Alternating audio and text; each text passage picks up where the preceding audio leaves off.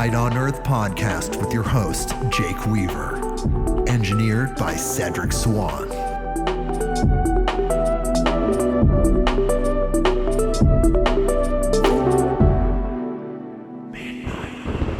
Hey everybody, we are back with another episode of Midnight on Earth.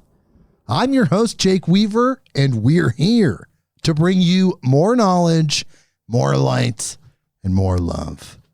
Guess what, people? Seventh episode since the last seventh episode. You know what that means. Beyond the News. Yes, it is a Beyond the News episode this week. And boy, do we have some ground to cover. A lot going on good old planet Earth. And if you've never listened to this type of episode before, every 7 episodes we comb Earth's news feed for the strange, the unusual, the fringe of knowledge. All mainstream sources, but just things that maybe are not put in the front of the public perception model, whatever that is. We find those, we aggregate those, and we go through these articles together. And it's an amazing experience, incredibly funny. I love the Beyond the News episodes. And with me, as usual, for the lecture episodes, the tribute episodes, the anniversary episodes. That's right. We just did a 3rd anniversary episode. We are now in our 4th year. And Beyond the News, Brynn Anderson of Vinyl Force Herbs. Hello, Brynn. Hello, Jake. Hello, Brynn. Hello, Jake. We're having fun here. We're doing great. It's Beyond the News. It's been a run of episodes. I have a life. My life is very intense doing the various things that I do, including this podcast. So it's very, very intense. I have a very strange and unique life, as you can imagine. And when I get to these little islands, these little Beyond the News islands where I can just take kind of a rest, and just kind of be myself and connect with you guys, the audience.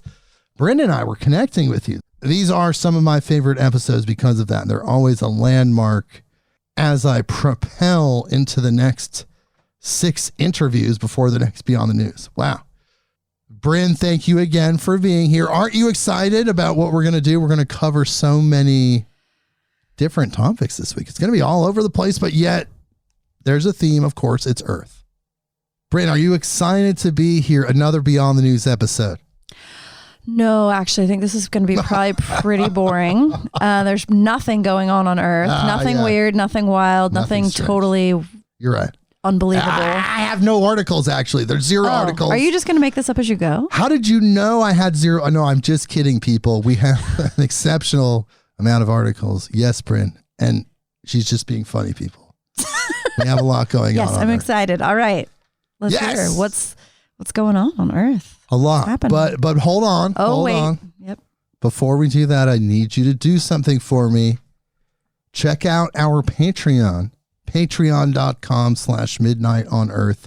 You can sign up there to directly support us here at Midnight on Earth, us being myself, Brynn, the guests, the audience, all of us. We're all doing this together, and I need that support to help expand that. If you can, check out patreon.com/midnightonearth. It's a great way to support any independent artist, including podcasters like myself. So again, if you're interested in helping us financially, please do. We could use the help because that money gets recycled back in and the energy is going out. It's reciprocal. Patreon.com/midnightonearth.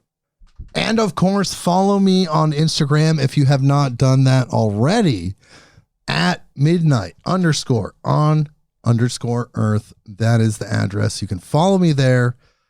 Apple Podcasts, Google Podcasts, Spotify, wherever you go, Audible. I guess Stitcher's folding. They're off the table, but Podchaser, there's so many. Wherever is home for you, there should be a little button that you can press that connects us so you know exactly what's going on. You get that notification. Click the button for me and tell a friend, tell people in your life that you know that would love this type of podcast.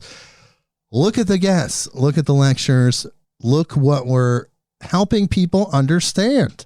It's really high frequency information. It's really good information. It's positive, and it's going to help people grow and evolve and become something more than they were before. So help me get the word out. Tell people midnightonearth.com.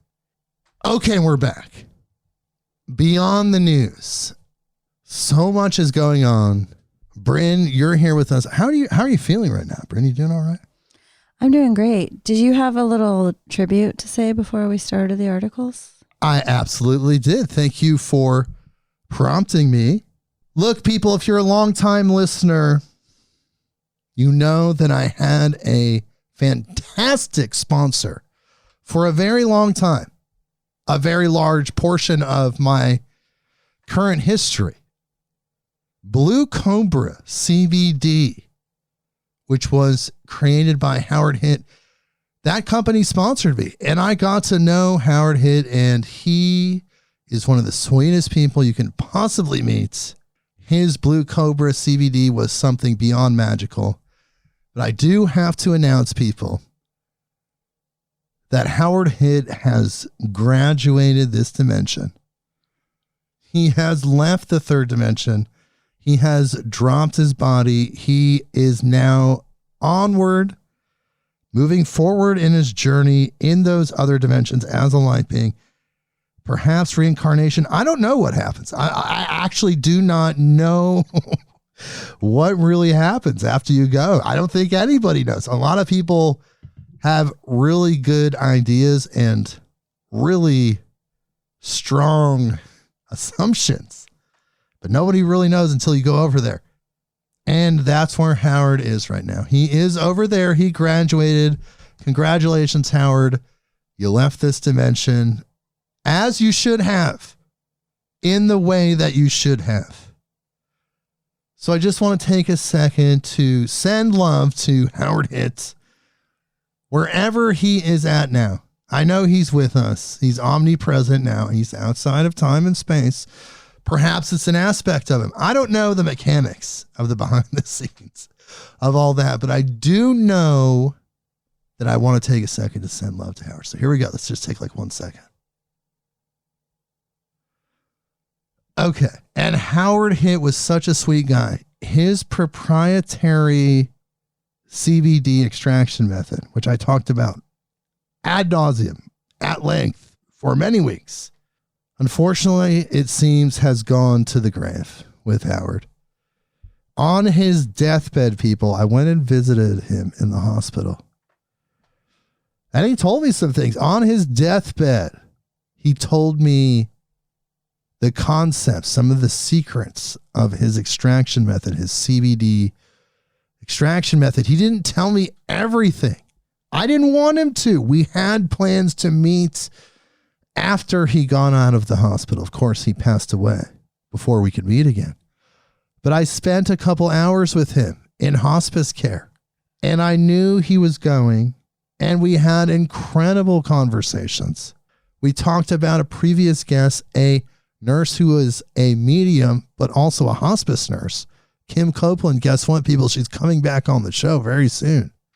We talked about a lot of things, and he said to me that he had a near-death experience where he was out for 10 minutes, and he saw the light. He felt the presence of the higher beings. He felt them. He said it was the calmest, most amazing feeling.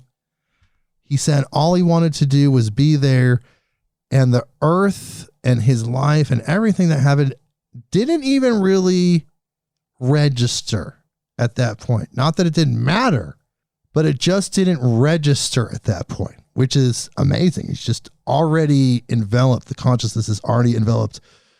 He could feel the presence, and it was so warm and loving, he told me, But then he came back. They revived him. He came back in his body. When I talked to him, I told him, I said, hey, I think it was fuzzy like that because it wasn't your time yet. He still had about 10 more days at that point. So really interesting situation. Incredible friend. I love him. I love his family, the Hit family. His recipe, Blue Cobra CBD. I'm sorry, people, it's gone. If you have some still, you are lucky. If you know how much it helped you, just send that recognition to Howard wherever he's at. Just thank him, I guess, or just let him know it worked. So yes, Brynn, thank you for bringing that into focus. Howard Hit has graduated to the next dimension. Big part of Midnight on Earth, the early years. And he was even featured on one of our Beyond the News episodes, and now we're doing this tribute. So it's very fitting. Godspeed, Howard. We love you. And hopefully you passed that recipe on to somebody. Do you have anything to say about Howard, Brynn? You met him a couple times. I met him a few times. Yeah. No, just thank you for doing that. And love you, Howard. Love you, Judy. Hope Judy's life continues on in a healthful, prosperous way with the rest of her family. And yeah. Wow. Glad they were parts of our lives and of the show. Yeah. Fantastic people. Fantastic family. Fantastic stories. So just wanted to say that little eulogy, that little shout outs to good old Howard Hit, aka Big H.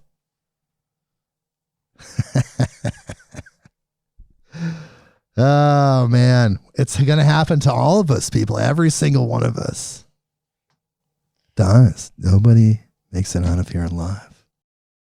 Isn't that interesting? We're all going to go at some time. Sounds like an interesting segue into these articles here.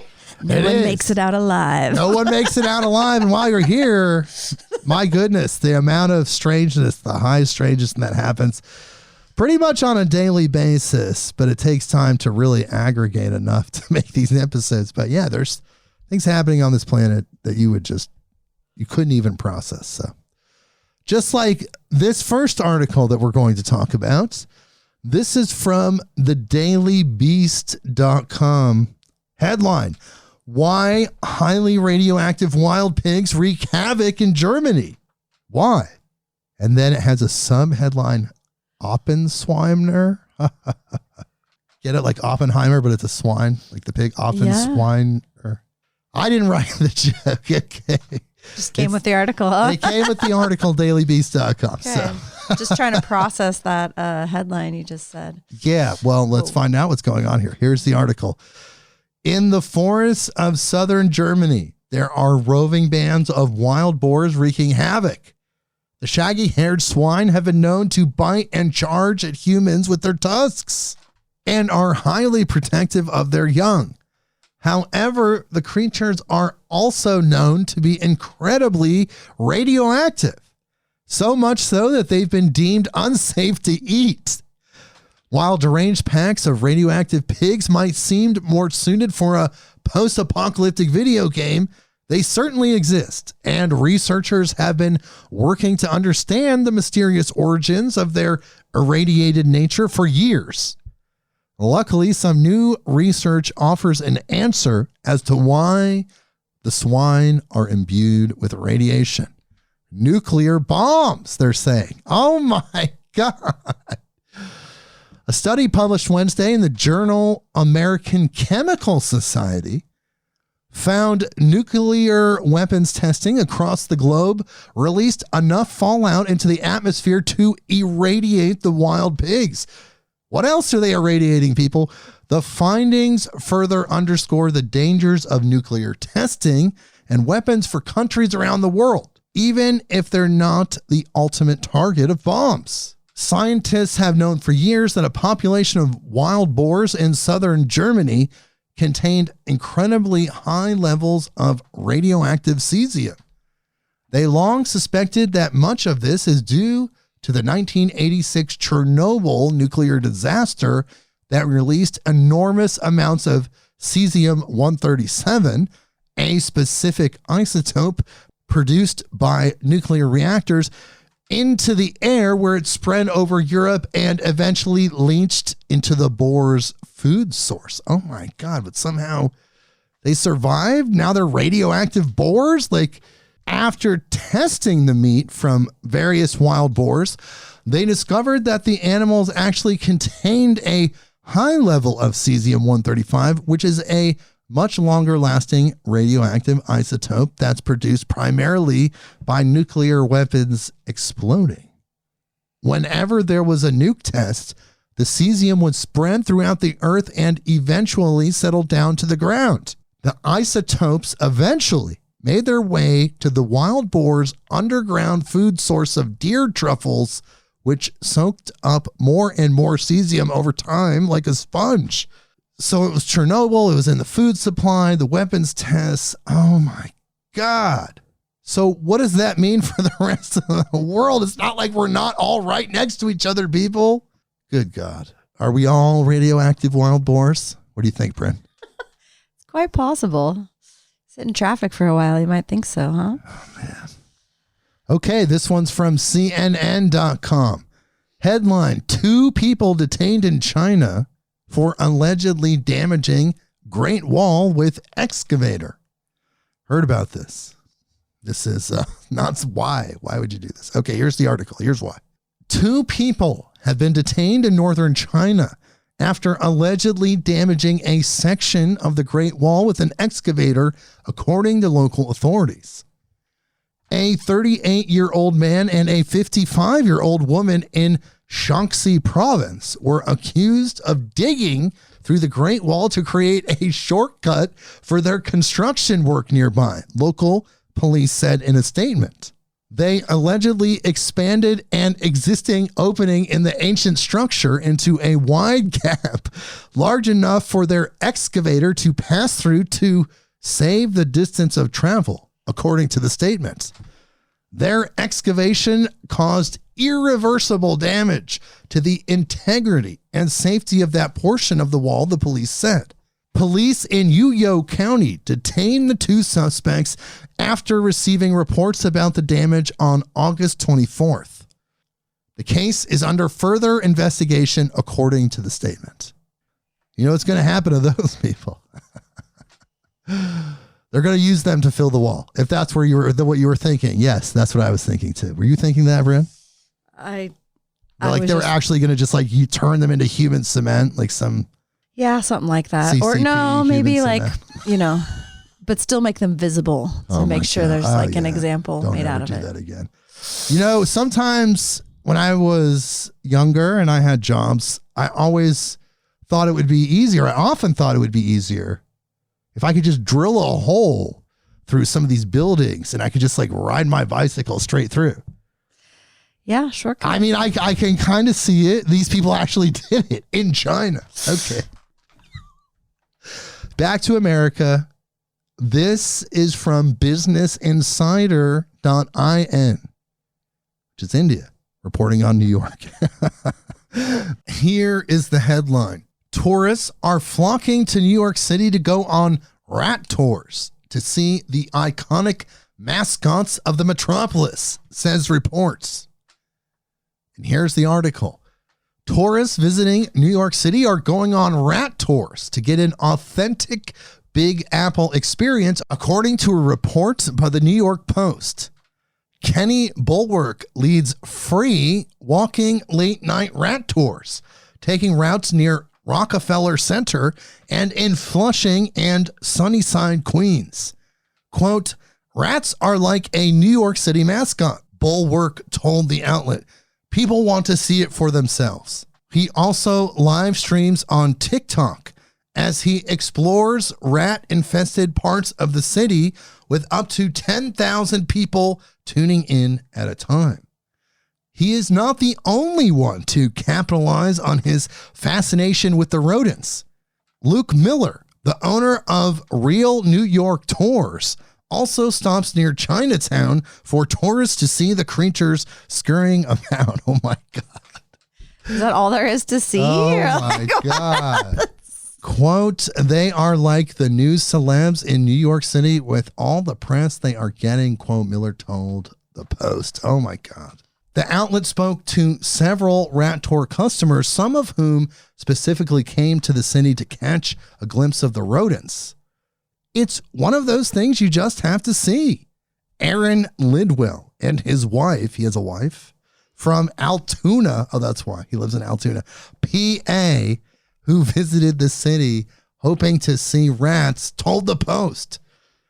Why? Lidwell was so thrilled to see a few rat tails poking out at a construction site that he even reached down and gently pinched some, causing Bulweck's TikTok live stream to go nuts, Lidwell said. All right. Wow. Okay, people. So there you go. Rats. Well, look, they're life. They're light. They have a purpose. They're rats. Don't hate the rats. I love the rats, but we got to figure out how to redirect them.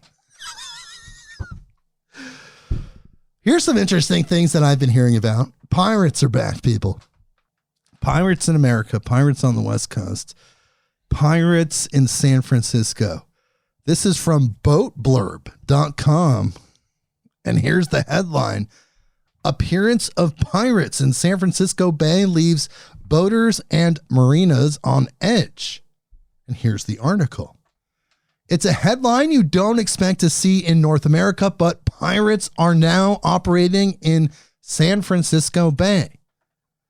Major news outlets, including the San Francisco Chronicle, CBS News, and ABC, have all reported the sudden appearance of thieves and marauders targeting marinas and boaters under the cover of darkness. Wow, what a line there.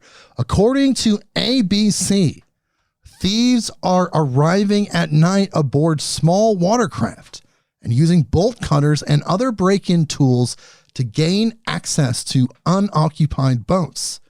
Several sailboats have been stolen, as well as small watercraft, dinghies, tools, and outboard motors. Boat owners are blaming nearby homeless encampments, while police have so far declined to issue a public statement.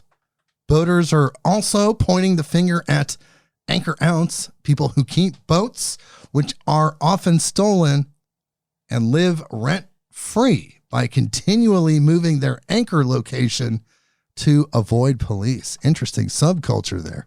Are they at least do they have pirate flags? I mean, is it do they dress up, or is it just, I don't know. Not yet. It'd be more festive. It's coming. That's coming. They're just now coming back. It's kind of an evolutionary process. At the end of this article, though, it does say former Oakland Marina Harbor Master Brock DeLapp told NBC Bay Area, quote, over the last couple of months has become extremely severe. Boats are being stolen almost on a nightly basis. Residents in marinas are scared. They're talking about forming groups. They're arming themselves.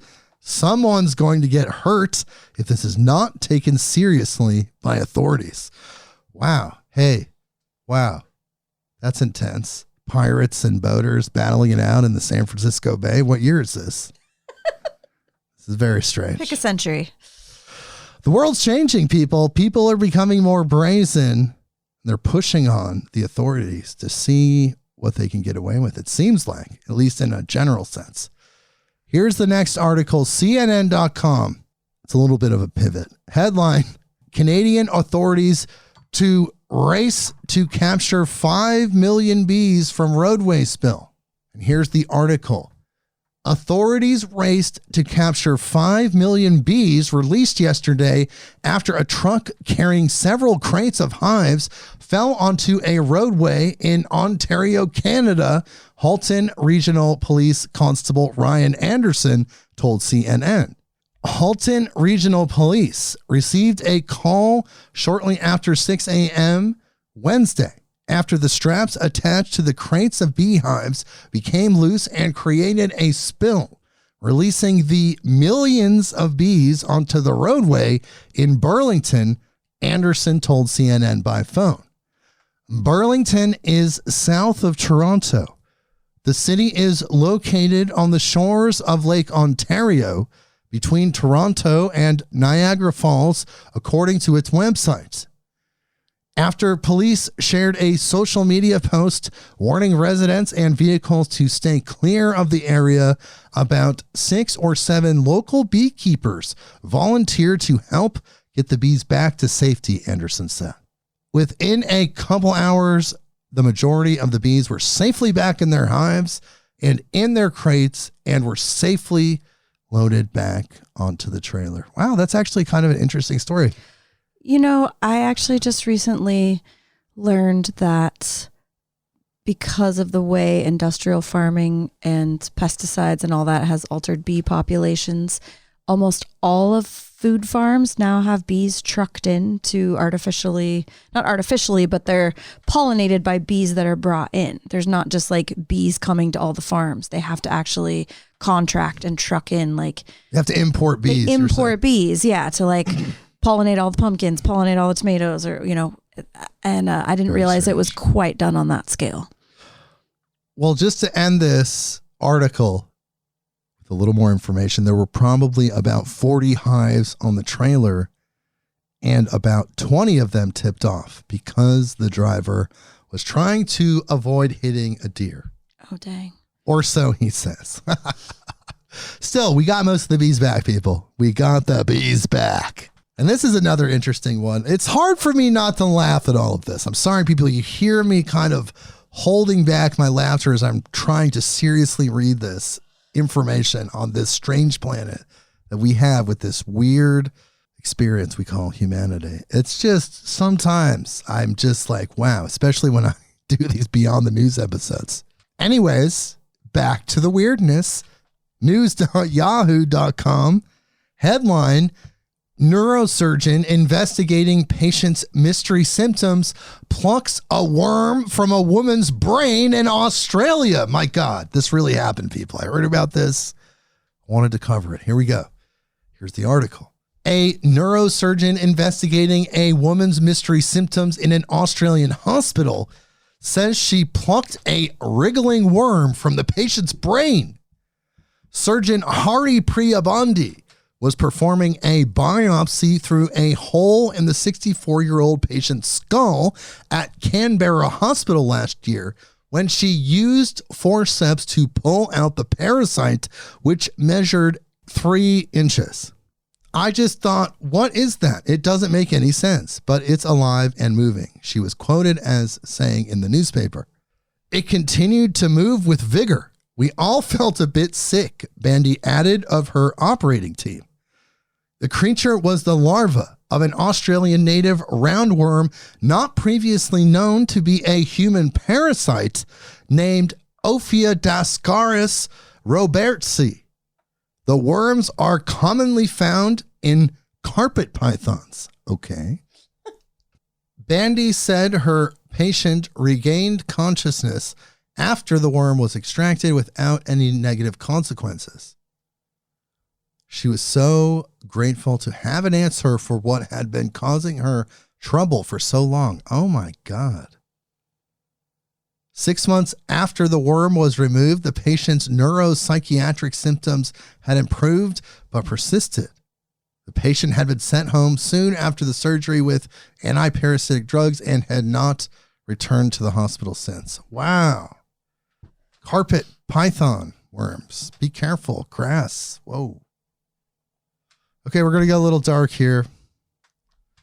Sorry, but we have to cover this stuff because it's Earth. It's weird. It's not all rainbows and unicorns, as you know.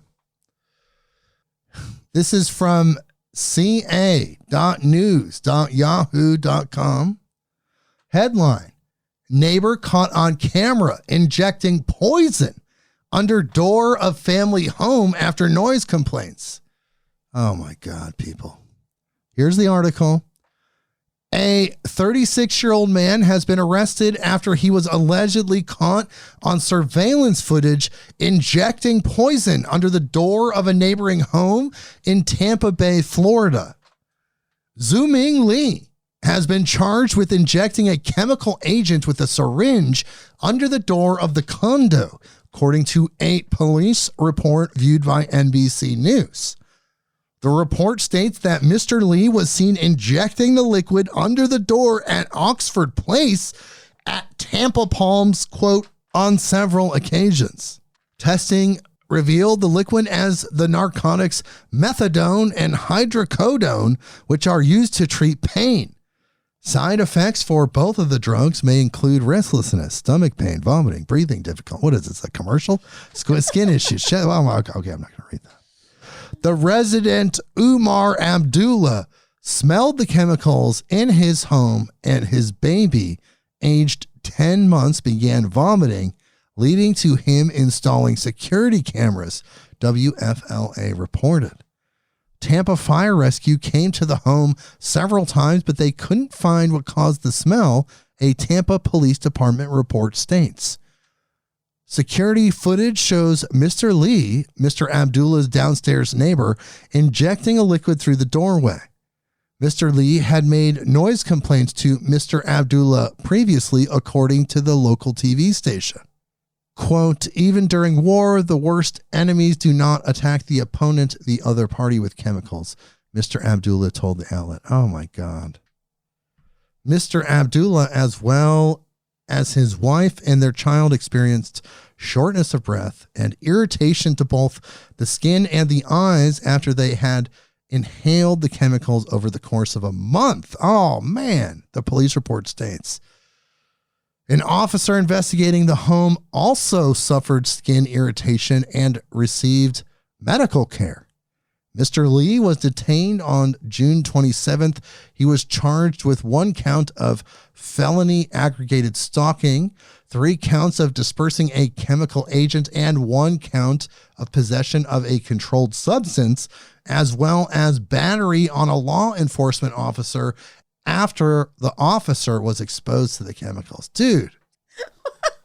Whoa. I just want to know what he thought he was going to come of that. Like, what was going to happen? Oh my God. I think he probably thought that he was going to drive them away.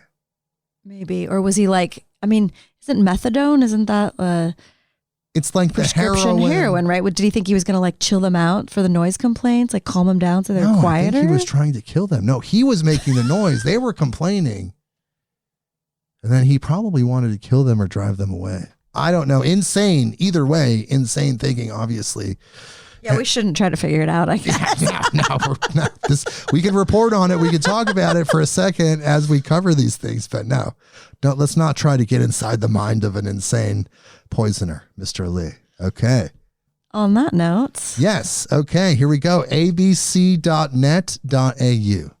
Headline.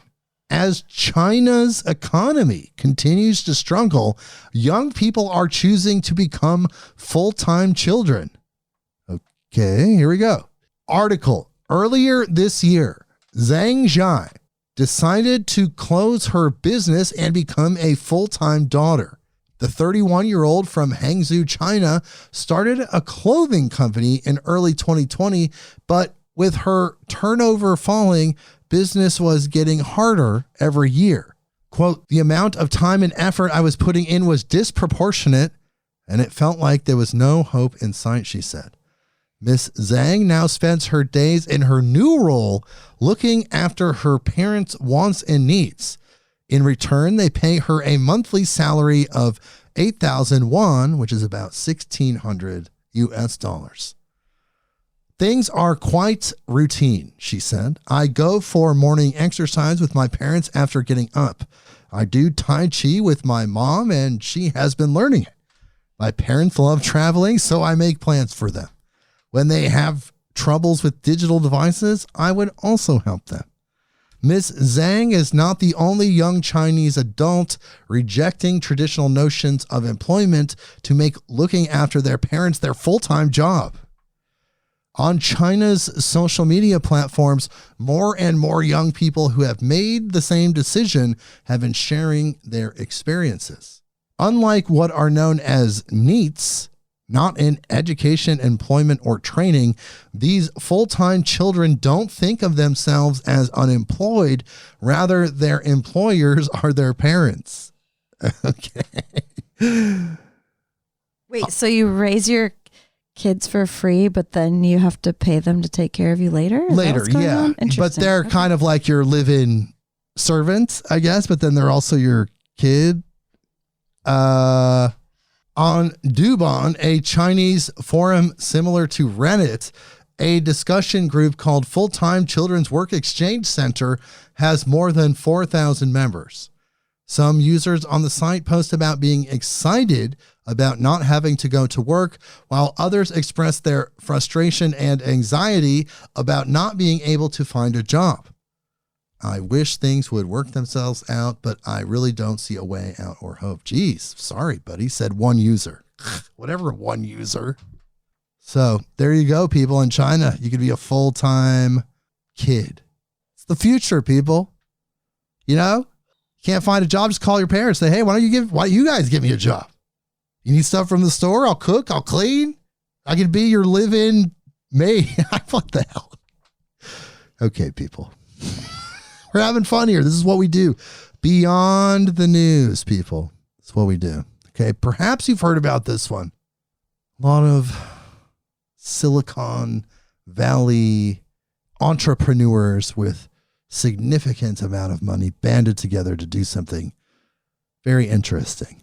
This is from the garden.com headline. Silicon Valley elites revealed as buyers of $800 million of land to build utopian city.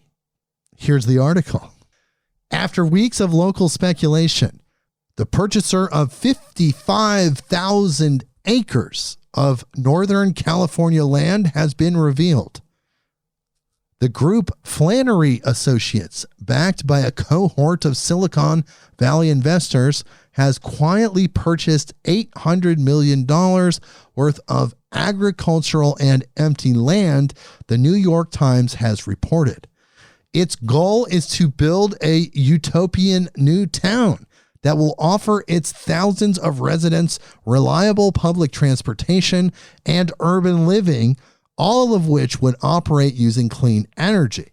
The project was spearheaded by Jan Schramek, a 36-year-old former trader for the investment banking firm Goldman Sachs, and is backed by prominent Silicon Valley investors, including Michael Moritz, a venture capitalist, Reid Hoffman, the co-founder of LinkedIn, Lorraine Powell-Jobs, the founder of the philanthropic group Emerson Collective and wife of Steve Jobs, Mark Andreessen, and investor and software developer Patrick and John Collision, the sibling co-founders of the payment processor Stripe, and the entrepreneurs Daniel Gross and Nat Friedman, the Times reported. Wow, I felt like I was reading that part of the Bible where they go through all the names. It just keeps going. Though Flannery has been, in the beginning, it's like Genesis. Though Flannery has been purchasing farmland and empty plots over the past 5 years, it has only recently started interacting with local officials and residents, according to the Times and local reports.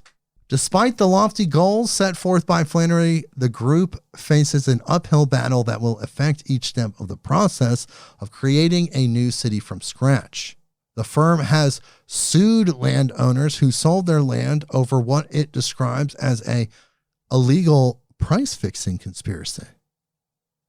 Flannery would also have to get the blessing of officials at the local and state levels and residents. It will also have to navigate environmental and zoning roadblocks, according to the San Francisco Chronicle. Of course, they're trying to build a city from scratch in the forest, but guess what, people? It's been done. Look at Las Vegas.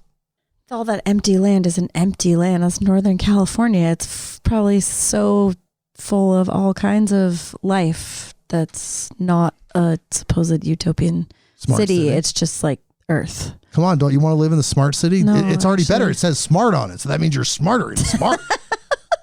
Actually, I was just thinking Earth is pretty cool as it is. It's a smart Earth. No, yeah. Come on, the Earth is smart. I mean, it's right by San Francisco. Don't you need 800 acres of smart nature? Acres. It's smart nature. Okay. Speaking of blood sucking, this is from the JerusalemPost.com. Headline: Dracula inspiration Vlad the Impaler cried tears of blood, says study. And there's a sub-headline: proteins found on letters written by Vlad indicate that he had hemolacria, which causes blood to be present in tears. Weird. Here's the article. Chemical analysis of historic letters written by Vlad Dracula, also known as Vlad the Impaler, shows that the 15th century ruler had a condition that caused him to cry tears of blood, according to a study published earlier this month. The study, which was published in the peer-reviewed Analytical Chemistry Journal, examined 3 letters by Vlad, 2 of which were in excellent condition and the 3rd having undergone restoration. The scientists were confident that the 3 letters they examined had not been overly contaminated with other chemicals or biological contaminants because 2 of the letters were written in 1475, 10 years after the founding of the Sibiu archive, where the 2 letters were stored. Although the 3rd letter was written in 1457 and had undergone restoration, the method used is aimed at maintaining the original biological and chemical makeup of the document as much as possible. Despite the good condition of the letters, the study emphasized that even when stored well, ancient proteins still undergo natural reactions over time, and therefore a more thorough analysis of proteins found on the documents was conducted in order to ensure they were indeed the original proteins that naturally stick to objects handed by people. Once they had excluded proteins that were likely modern contaminants, the researchers narrowed the rest down to many that were related to human skin, 3 that involved the human breathing system, and 5 coming from blood. These proteins were determined to have naturally found their way onto the letters when Vlad was writing them. Oh my God. Having isolated proteins of interest out of these proteins, the scientists concluded that Vlad suffered from hemolacria, a condition that causes blood to be present in tears. Or he wrote the letter after he had like a meal.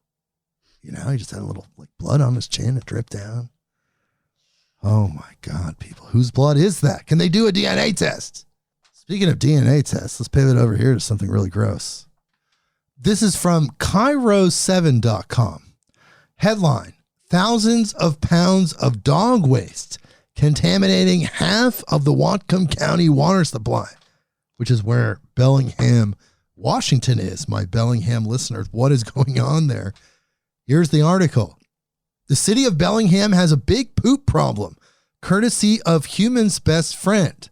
Now the city is trying a novel approach to get dog owners to scoop up their pooch's poop. 16,000 pounds worth of dog waste is what they're dealing with in Bellingham every day.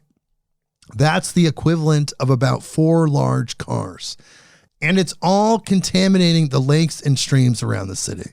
You could say that this story just stinks, but this is a serious problem here in Bellingham because the poop that is left behind is contaminating a precious source of water for half of Whatcom County. So now Whatcom County is asking dog owners to take the We Scoop pledge, offering prizes to the best poop scoopers. Like, what if you rig that contest? You just show up with just like contractor bags. Like, my dog shits everywhere. Look, give me the money. Moving on. This is from WGME.com. Headline: Maine delegation urges feds to shut down illegal Chinese marijuana grows. Wow, little weed news here. In Maine, of all places. Here's the article. Maine's congressional delegation issued a Thursday letter urging U.S. Attorney General Merrick Garland to shut down the 270 properties in Maine linked to illegal Chinese marijuana grows in a recently leaked government memo. The letter comes a week after the Daily Caller, a conservative news outlet, first reported on a memo it said was distributed within the U.S. Border Patrol and described Chinese operations in the Pine Tree State that could produce more than $4 billion in revenue. The money is likely being funneled into other crimes or sent back to China, the memo said.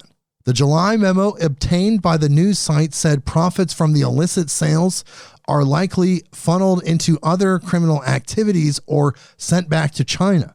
Police have not discussed the memo in detail, but U.S. Attorney Darcy McElwee's office told the Bangor Daily News last week it was aware of such operations as are state, local, and federal law enforcement agencies.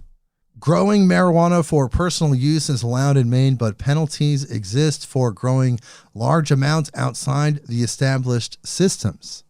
In June, police arrested 4 men on felony cultivation charges after discovering 3,400 plants and 111 pounds of processed marijuana and caramel.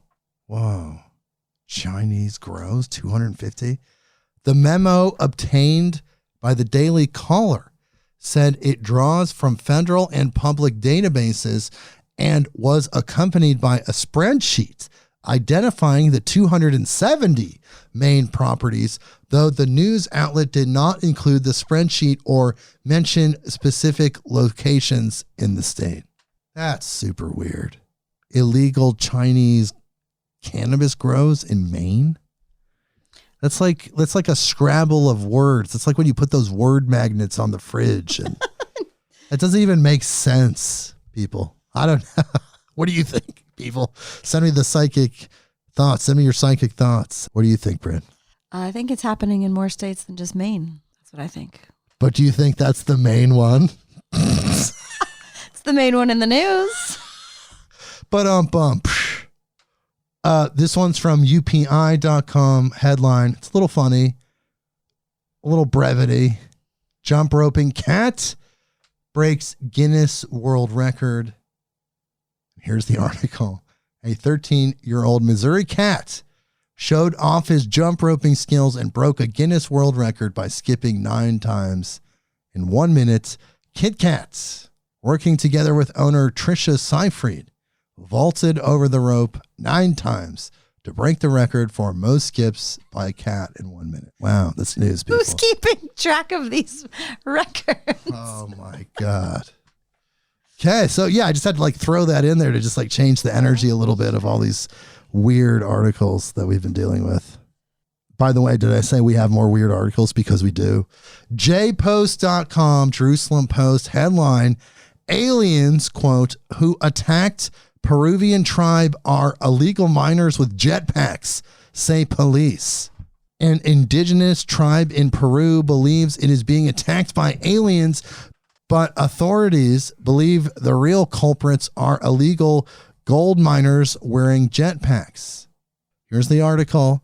Peruvian authorities said that aliens that attacked an indigenous village in Peru were actually illegal miners wearing jetpacks. What the hell? Where do you get jetpacks? Users on Twitter are pretty sure they're just trees. Okay. Since mid-July, members of the indigenous Iquito tribe in the Loreto region of Peru have complained that their community is being terrorized by 7-foot-tall aliens. The mysterious predator-like beings were described as floating, armored, and bulletproof, and were compared to local Peruvian superstitions about Los Pelacares, the face peelers. The unearthly story quickly went viral, leaving skeptics and believers to analyze and argue over the legitimacy of the grainy video footage shared by members of the Iquito community. One individual posted an enhanced image of an alleged extraterrestrial to Twitter and asked, "Is it a being or just tree branches? You decide."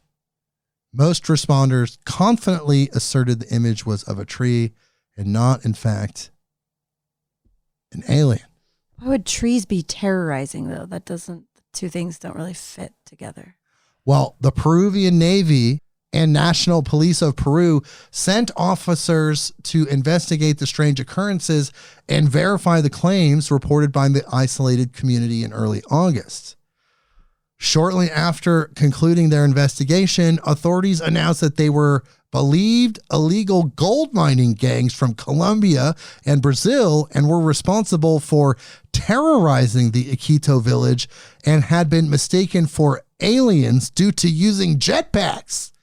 They were described as using state-of-the-art technology like thrusters that allow people to fly. What? According to Carlos Castro Quintanilla, the lead investigator in the case, 80% of illegal gold mining in the Loreto region occurs where the Iquitos village is located. Authorities said that the jetpacks were used by illegal mining cartels to explore deeper into the forest while they searched the area for gold. No specific individuals or organizations have been named directly, and no arrests have been made in relation to the attacks. Whoa! Gold miners and jetpacks. Who knew? Okay, here's a weird one. Look, this is what we do. We cover this stuff. Sorry if I'm disturbing you with this episode. FoxNews.com headline: Florida woman doused herself in Diet Mountain Dew to erase DNA after killing roommate. 79, say cops. You know, this is the kind of thing that happens in Florida in the U.S., my international listeners. And here is the article. A blood-smudged Florida woman suspected of murder accrued additional charges after she asked police for a soda and then poured it all over herself in an attempt to scrub forensic evidence from her body, Daytona Beach police said.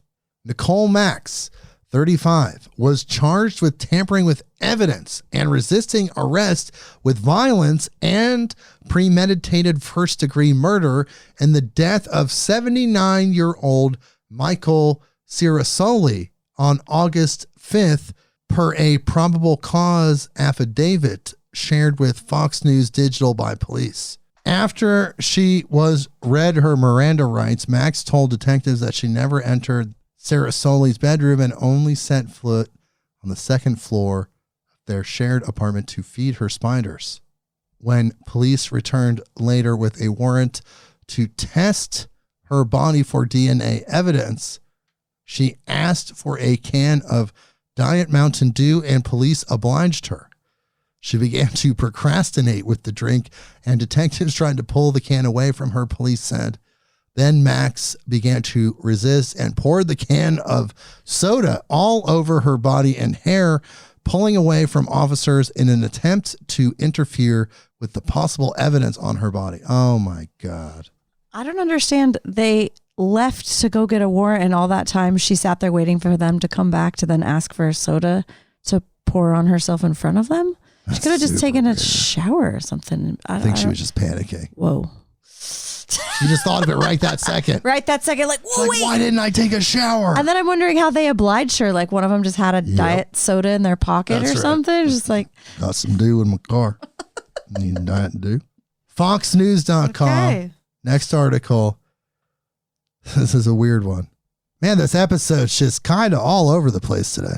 Headline: Italian patriarch crushed under cheese wheel avalanche. Grieving family rushes to salvage supply. Oh my God. Here's the article. An Italian cheesemaker died this week after thousands of cheese wheels fell and crushed him in his warehouse. That's sad. It is. It's a cheesy way to go. Giacomo Chiapparini, 74, was checking over his stock Sunday night when a shelf buckled, dropping as many as 15,000 wheels of cheese on him in an avalanche. Each wheel weighed as much as 84 pounds, the BBC reported. Firefighters responded after neighbors reported a sound like thunder from the warehouse. The search for Chiapparini took 12 hours before authorities located his body. And if the loss was not enough, which totaled about $7.7 million, His family then had to race to preserve the stock, which needed to be in a specific temperature. Oh my God, that's so sad. But that's some serious cheese. Look at these pictures. That's crazy. I didn't know a cheese wheel would be 84 pounds, but. Okay, let's go to apnews.com. Headline: Our bears are real, a Chinese zoo says, denying they are humans in disguise. Maybe they're neats or Forever kids or something. I don't know. Yeah, forever kids. Maybe they're forever kids. Here's the article. A zoo in eastern China is denying suggestions some of its bears might be people in costumes after photos of the animals standing like humans circulated online. The sun bears from Malaysia are smaller than other bears and look different, but are the real thing, the Hangzhou Zoo said Monday on its social media account. Some people think I stand like a person, said the posting, written from the bear's point of view. It seems you don't understand me very well. Internet users questioned whether the zoo's bears were real after photos circulated showing one standing upright on slender hind legs. Sun bears are the size of large dogs, standing at most 1.3 meters, 50 inches tall on their hind legs, compared to up to 9 feet for grizzlies. Wow. Other Chinese zoos have been accused of trying to pass off dogs dyed to look like wolves or African cats and donkeys painted to look like zebras. Oh my God. Woo. What do you think of that, Brynn? I mean, that's sad for the animals, really. Oh my God. It might have been a person. Well, yeah, the bears. It's a forever bear. I was thinking about the striped donkeys to look like zebras. Weird, man. FoxNews.com. Next article.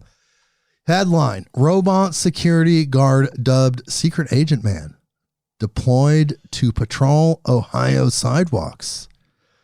So here we go, people. They're normalizing the RoboCops. Here's the article. A shopping mall in Ohio is integrating cutting-edge AI technology into its safety team in the form of a 400-pound robot security guard. He's our secret agent man, Stacy Schmidt, vice president of marketing at Crocker Park, told the local media. Okay. Crocker Park is an open-air shopping mall in Westlake, a suburban town located about 15 minutes outside of Cleveland, which sees nearly 10 million visitors a year.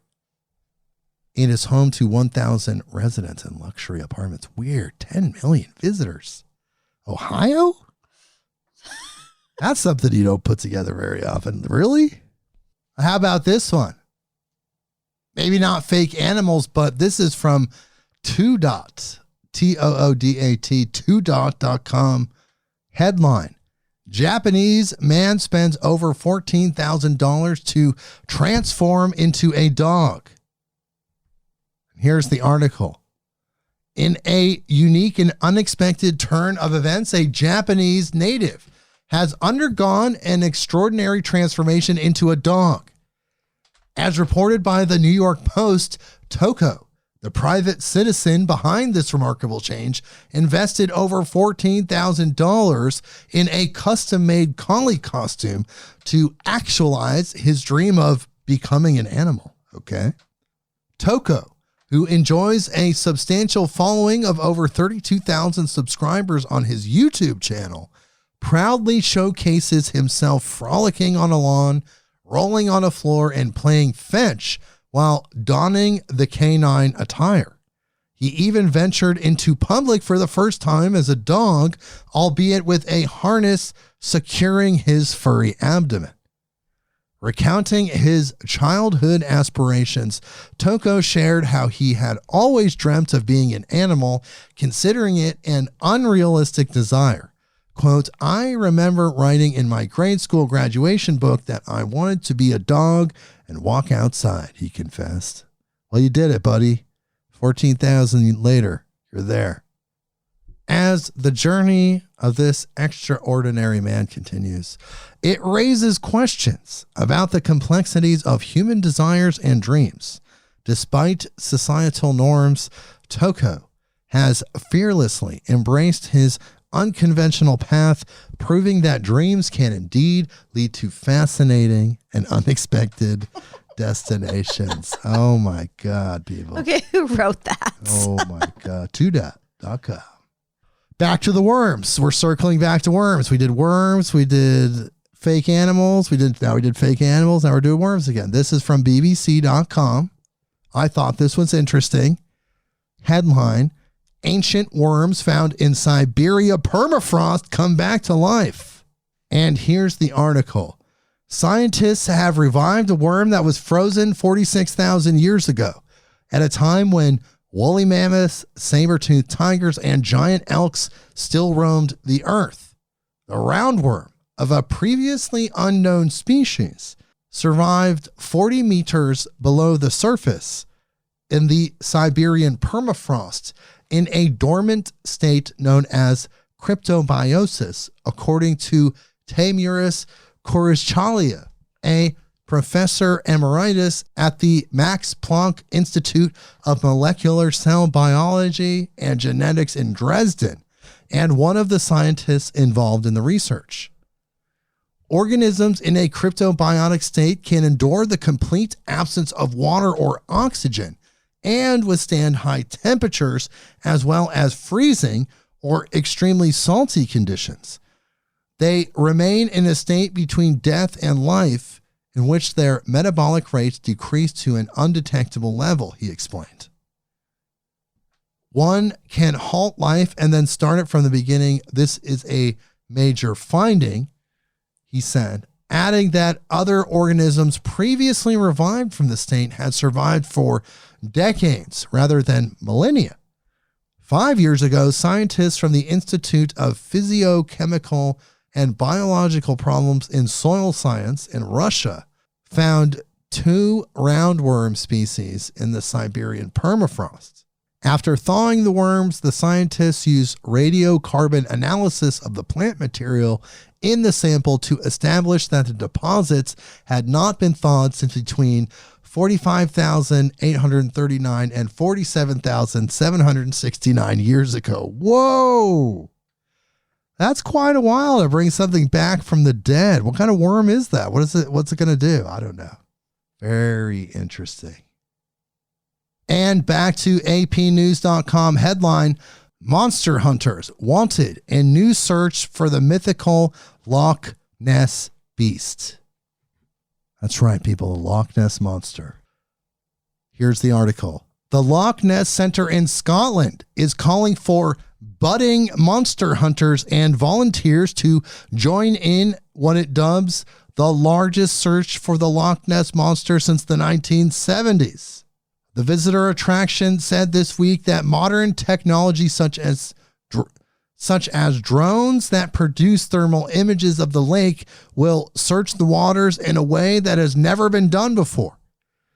The new surface water search for the fabled Nessie, planned for the weekend of August 26th and 27th, which means it already happened, is billed as the largest of its kind since the Loch Ness Investigation Bureau studied the loch for signs of the mythical beast in 1972. By joining this large-scale surface watch, you'll have a real opportunity to personally contribute towards this fascinating mystery that has captivated so many people from around the world, Alan McKenna of Loch Ness Exploration said. Wow, so it sounds like it already happened. I think we would have known if they found Nessie. Perhaps they kept it secret. We'll have to report on that next time. Here's an interesting one. abcnews.go.com headline: Mayor finds 70 pounds of cocaine while on fishing trip in the Florida Keys.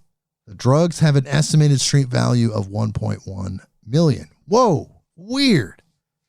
Here's the article.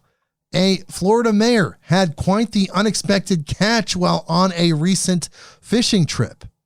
Tampa Mayor Jane Castor helped reel in 70 pounds of cocaine while fishing last month in the Florida Keys, her office confirmed on Tuesday. The drugs had an estimated street value of $1.1 million, according to Chief Patrol Agent Walter Schlosser with the U.S. Border Patrol's Miami sector. Schlosser said on social media on July 24th that the cocaine was discovered by a recreational boater over the weekend and seized by Border Patrol agents. He shared a photo of the haul, 25 bricks, each stamped with a purple butterfly. The identity of the recreational boater wasn't revealed until now. How is it the Tampa mayor? That's so weird. Castor was mahi-mahi fishing off the Florida Keys with her family when they spotted the package, the mayor told the Tampa Bay Times in an article published on Tuesday. Mayor Jane Castor is never off duty, this time working with the Monroe County Sheriff's Office, the city of Tampa said on Facebook on Tuesday, while sharing a link to an article about the incident. Wow. She went fishing for cocaine. Okay, so we got Chinese cannabis grows in Maine. How about a secret underground Chinese COVID laboratories in California? How about that one? Oh, haven't heard of that one. Oh, that just happened. Okay. Here we go. This is from usatoday.com. Headline, fairly shocking. Quote, secret medical lab in California stored bioengineered mice laden with COVID. Oh, wow. That's fascinating. Maybe that was funded by those grows. Oh my God. This is insane, people. I don't even want to speculate, but here is the article. A months-long investigation into a rural California warehouse uncovered an illegal laboratory filled with infectious agents, medical waste, and hundreds of mice bioengineered to catch and carry the COVID-19 virus, according to Fresno County authorities. Oh my God, people. What? Health and Licensing said Monday that Prestige Biotech, a Chinese medical company registered in Nevada, was operating the unlicensed facility in Reedley, California, a small city about 24 miles southeast of Fresno. The company, according to Reedley city manager Nicole Ziba, had a goal of being a diagnostics lab. They never had a business license, Ziba told USA Today. The city was completely unaware that they were in this building operating under the cover of night.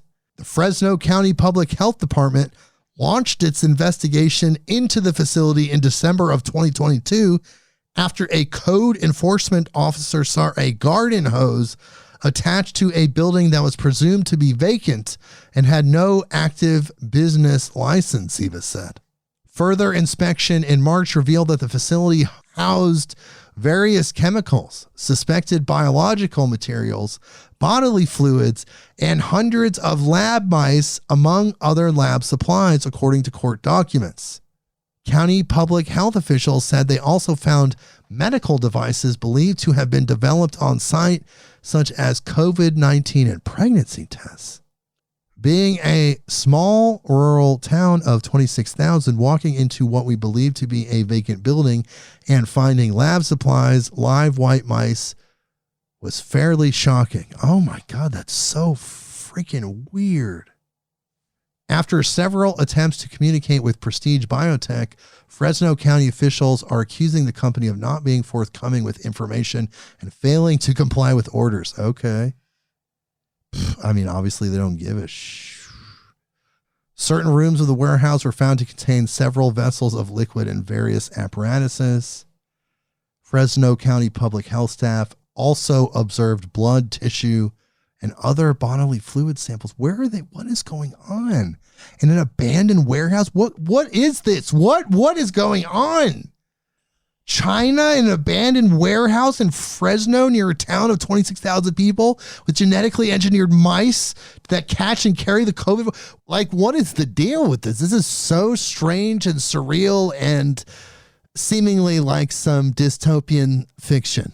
Ziba said officials called in the Centers for Disease Control and Prevention after about 30 freezers and refrigerators were found, with some set to minus 80 degrees.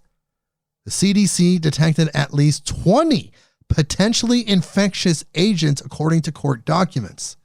Ultimately, what we did find is some viruses such as HIV, COVID, chlamydia, rubella, malaria, things of that nature. Oh my God. Wouldn't that normally instantly be like considered like a bioweapon, like terrorist kind of operation or something, to have a bunch of diseases in a warehouse? Dear God. That seems weird. That wasn't like national news.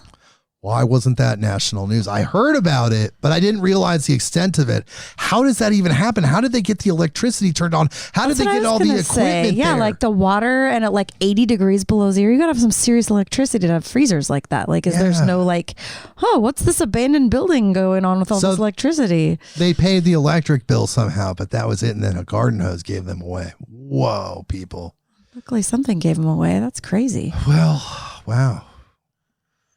Now let's go to UFOs. We're going to UFOs, people. There was some big UFO news between the last Beyond the News episodes. There was a congressional hearing. Some people came out. They talked about non-human entities. Let's take a deep dive. Here we go. This is from cbc.ca. Headline: Retired Air Force officer claims U.S. covering up longstanding knowledge of UFOs. Here's the article.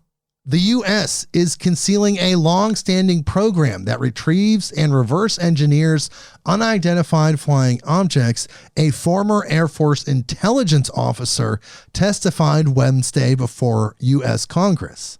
The Pentagon has denied his claims, which were made at a hearing before a House Oversight Subcommittee. Retired Major David Grush's highly anticipated testimony was part of Congress's latest foray into the world of UAPs, or unidentified anomalous phenomena, which is the official term the U.S. government uses instead of UFOs. While the study of mysterious aircraft or objects often evokes talk of aliens and little green men, Democrats and Republicans in recent years have pushed for more research into UAPs as a matter of national security because of concerns that sightings observed by pilots may be tied to U.S. adversaries. Grush said he was asked in 2019 by the head of a government task force on UAPs to identify all highly classified programs relating to the task force's mission. At the time, Grush was detailed to the U.S. National Reconnaissance Office, the agency that operates U.S. spy satellites. I was informed, he says, in the course of my official duties, of a multi-decade UAP crash retrieval and reverse engineering program to which I was denied access, he said. Asked whether the U.S. government had information about extraterrestrial life, Grush said the U.S. likely has been aware of non-human activity since the 1930s. In a statement, of course, Defense Department spokesperson Sue Gao said investigators have not discovered any verifiable information to substantiate claims that any programs regarding the possession or reverse engineering of extraterrestrial materials have existed in the past or exist currently. The statement did not address UFOs that are not suspected of being extraterrestrial objects. Interesting. Grush has also alleged that the U.S. has retrieved non-human biological matter from the pilots of the crafts, adding, that was the assessment of people with direct knowledge on the UAP program I talked to that are currently still on the program. And here is NBCnews.com, which sums the whole thing up with its headline, here are the 5 most memorable moments from Congress's UFO hearing, which I'm sure you all heard about. And let's just go over the 5. Here we go. Number 1, government is absolutely in possession of UAPs. David Grush told the panel that he is absolutely certain that the federal government is in possession of UAPs, citing interviews he said he conducted with 40 witnesses over a 4-year period. So that's number 1. Number 2, non-human biologics were found at a crash site. Grush again, who underscored that he has not personally spotted a UAP, told the panel that he knows of multiple colleagues who were injured by UAPs. He also said he has interviewed individuals who have recovered non-human biologics from crashed UAPs. Grush said he prefers to use the term non-human rather than alien or extraterrestrial. Okay, what's next? Number 3, officials must establish a safe and transparent reporting process. Some lawmakers and witnesses pushed the federal government to establish clear channels to communicate UAP information with both the public and the military, and said the military should establish a comprehensive reporting process for unidentified objects sightings. Okay. Number 4, stigma associated with sightings silences possible witnesses. No. Some witnesses and lawmakers at the hearing argued that the stigma associated with reporting UFO sightings, as well as the alleged harassment of those who work to investigate them, may be hindering efforts to determine their origins. Wow, really? Okay, what's number 5? Number 5, UFO spotted accelerating to supersonic speeds. David Fravor, a former Navy commander, said he and 3 fellow military pilots spotted a white tic-tac shaped object in 2004, hovering below their jets and just above the Pacific Ocean. Fravor said the technology that we face is far superior to anything that we have now, and there's nothing we can do about it. Okay, there you go, people. Right. They're eking it out. They're eking it out. We've been talking about it for years. They're eking it out. Here's a fusion of 2 of our previous articles of this episode somehow. This is from CNN.com, and here's the headline. We had the cocaine fisherman, the mayor fishing cocaine. We had the guy who was crushed by cheese wheels. Let's put them together. CNN.com headline: Customs officials seize cheese wheels filled with cocaine at Texas border. You know, there was going to be a time somebody thought of doing it that way, you know? Here's the article. When customs officials encountered a pickup truck transporting 4 large wheels of cheese from Mexico into the Presidio port of entry in Texas Thursday, they had a hunch something was off. An X-ray scan of the cheese revealed anomalies, which upon further inspection turned out to be 17.8 pounds of cocaine concealed inside the wheels, Customs and Border Protection said in a statement. Officials seized the drugs and the truck. The 22-year-old driver, a U.S. citizen who legally declared the cheese, will face charges for the failed smuggling attempt, the agency said. Quote, smugglers will sometimes try to conceal contraband in items that appear innocent to deflect suspicion. Daniel Mercado, director of the Customs and Border Protection Agency at Presidio Port, said. Smugglers have gone to bizarre lengths to bring drugs into the U.S. using everyday objects, car batteries, gas tanks, drones, and more. Last month, customs officers in El Paso seized 146 pounds of cocaine hidden in an ice cream maker. Officials at JFK in New York City found $500,000 of cocaine inside the wheels of a woman's wheelchair. Oh my God. Cocaine, people, why? Man, what a weird episode. We're getting down there, though. Just got a few more left. This is an interesting one. This is from UPI.com. Here's the headline. Gorilla, mistakenly believed to be male, gives birth at Columbus Zoo. It's a little pivot here. It's like, whoa, this is a planet, man. Here's the article. A gorilla who zookeepers had thought to be male was only discovered to be female when she was found holding her new baby girl. So then who's the dad? Zookeepers at the Columbus Zoo in Ohio said in a statement that the 8-year-old Sully, a Western lowland gorilla, has lived at the facility with her mother and fellow troop members since 2019. For 5 years, the zoo believed she was a male. It's hard to tell the sex of younger gorillas until about the age of 8. Males and females are about the same size. They don't have prominent sex organs, the zoo said in a statement. As gorillas age, they become sexually dimorphic, meaning males and females look very different. However, males don't develop their characteristic larger size until age 12 or later. Zookeepers describe Sully as a young and healthy animal who did not need any procedures or medical care that would have led to the discovery sooner. The gestation period for a gorilla is about 8.5 months, meaning she became pregnant late in the fall. Gorillas rarely show outward signs of pregnancy because the newborns are smaller than human babies, and gorillas naturally have large abdomens. He's trying to cover up for the fact they weren't paying attention? Or? I think so.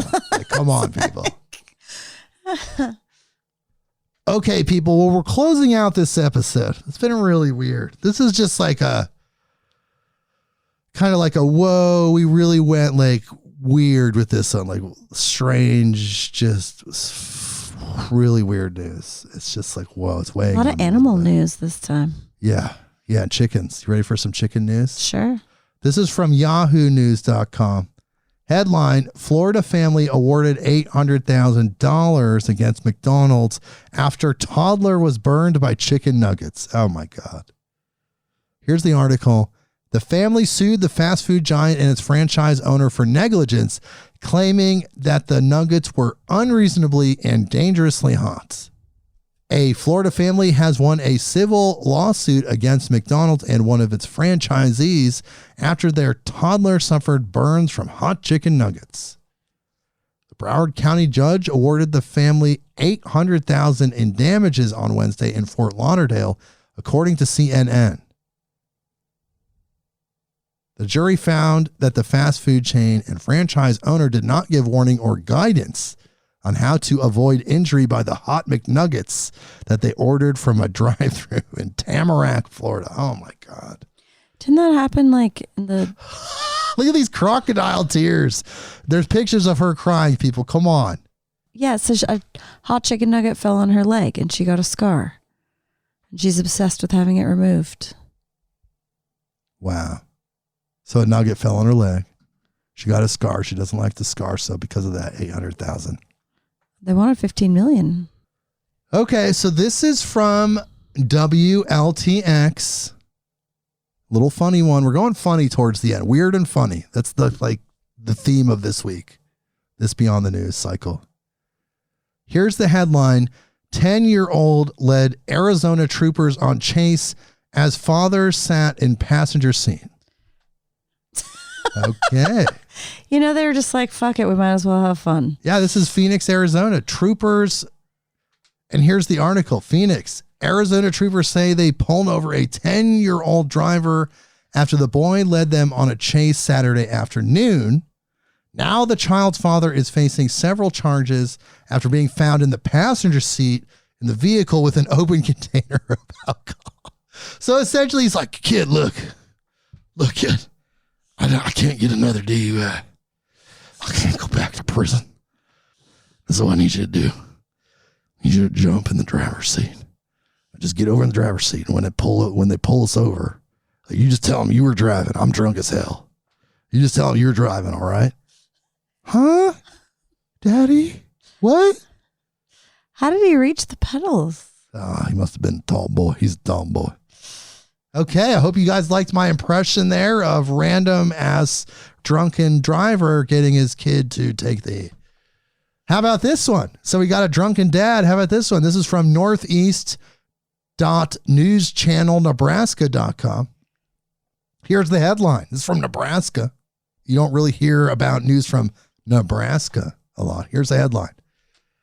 Norfolk police pull over man with bull riding shotgun.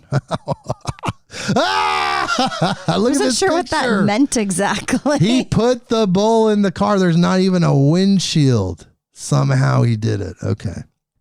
Here's the article. Around 10 a.m. on August 27th, Norfolk Police Division responded to a call of a man driving eastbound on 275 with a Watusi bull in his passenger seat. The officers received a call referencing a car driving into town that had a cow in it, said Police Captain Chad Ryman. They thought it was going to be a calf, something small or something that would actually fit inside the vehicle, and the vehicle was big enough, technically. As a result, the officers performed a traffic stop and addressed some traffic violations that were occurring with that particular situation. The occupant of the vehicle was identified as Lee Mayer of Neeli. The Watusi's bull's name was Howdy Doody. The officer wrote him some warnings, the chief said. There were some citable issues with that situation. You know, sometimes you just got to make things happen. Why are you blocking innovation, people? How about we just keep the driving theme alive? Why not? As we close our last two articles here, thank you for sticking it out for some weird articles. We didn't really have a big, like, human development type focus this cycle of Beyond the News episodes. Nothing on psychedelics. No, nothing just on, a lot of weirdness. Just a lot of weirdness. Like And lots of animals, lots of drugs, lots of weirdness, but the UFO thing. Yeah, there was that. And we have two more things. We're going to keep the driving theme alive. This is from WHAS11.com. Here's the headline. 51-year-old man facing charges after driving Power Wheels Jeep under the influence. Power Wheels. You remember that? When you were a kid? Yeah, are you talking about like the electric Power Wheels? Like the kid? Yeah. Kid Jeeps? Okay. Power Wheels. Okay, here's the article. An Indiana man has been arrested after allegedly driving a Power Wheels Jeep while impaired on Wednesday night.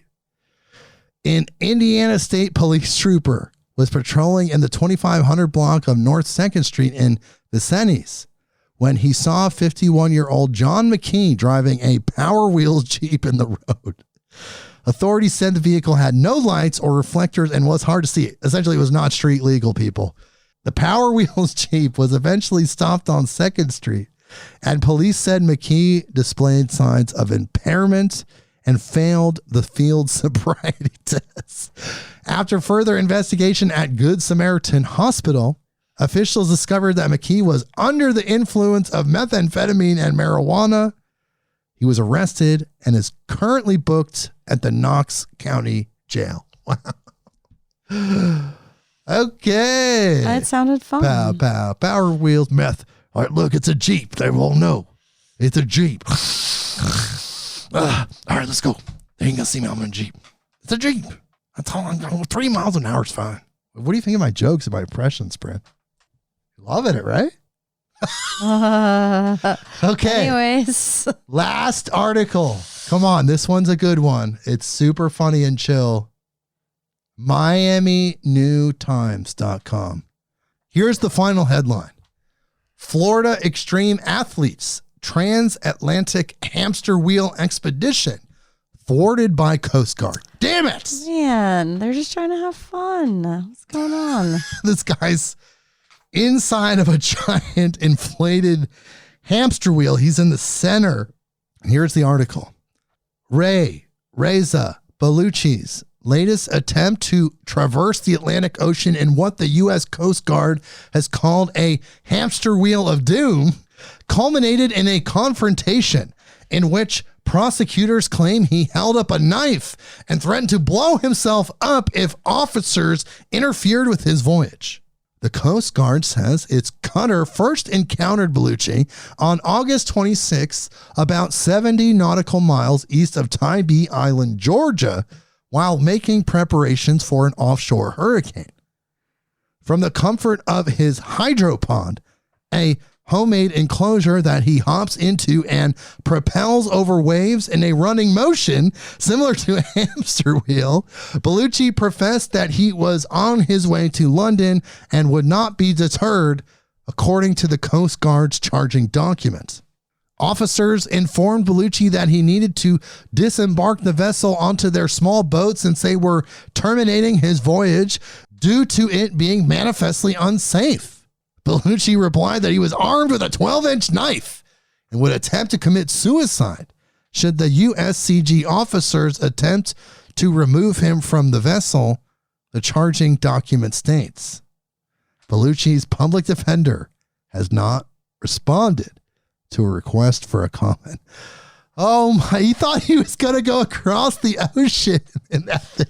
He probably could have if he brought enough food, if he brought enough water, obviously, like, as long as he didn't sink. I mean, if he was able to float. He's not going to sink. No, he'd be going over the waves. Like, yeah, he would be totally protected even if he was like thrown around by the biggest storm. There was no whale, no shark. Nobody's going to eat that guy. He's probably so mad. He was like, just let me do my thing. God damn it. These people, let him bicycle in a balloon to London across the ocean. I mean, it's kind of like your own free choice to be able to do something like that. And it's your own free choice to stick it out all the way to the end of this episode. I appreciate that, you guys listening. We covered a lot of weirdness this cycle. I hope you appreciated it as much as I did. I love these episodes. I love being able to chill and talk with you and read these wacky articles. I just want to say thank you again for supporting us and being a part of this podcast, being a part of this community. It's a really cool thing. It's growing every single day, just like the weirdness on this planet. So, Brynn, what do you think? What do you think of this episode? UFOs, reverse engineering. What do you think? Why are they letting it out? Are they eking it out? Are they trying to normalize it? Oh, for sure. A lot of that stuff, I think they are. I think they're just trying to not have people so shocked when the foundation of their lives and reality is suddenly not what they thought it was. So they got to like slowly get it out. So then people are like, oh, okay. But yeah, underground illegal labs full of diseases. That's kind of sketchy. Dude, underground China labs next to a town in California with COVID mice. Land grabs and like illegal grows. I don't know. There's some, I mean, I don't know. Just like you read one article, that means there's 100 others going on that didn't get found yet. What is going on, people? Chew on that. Weird stuff. Yes, absolutely. And Brynn, thank you so much for being here for another Beyond the News episode. Of course, Brynn Anderson, Vital, VITAL, vitalforceherbs.com. She has amazing blends. So much going on there. I do want to say one more time, goodbye to friend of the podcast, longtime sponsor, and all-around amazing human being, Howard Hitz, a.k.a. Big H. He's graduated. So see you later, Howard. Yes, sending out love to Howard and his family. And thanks again for having me, Jake. See you next time. Yes, definitely. And everyone else, you're still here. You're in the third dimension. So we'll see you next week. Midnight on Earth.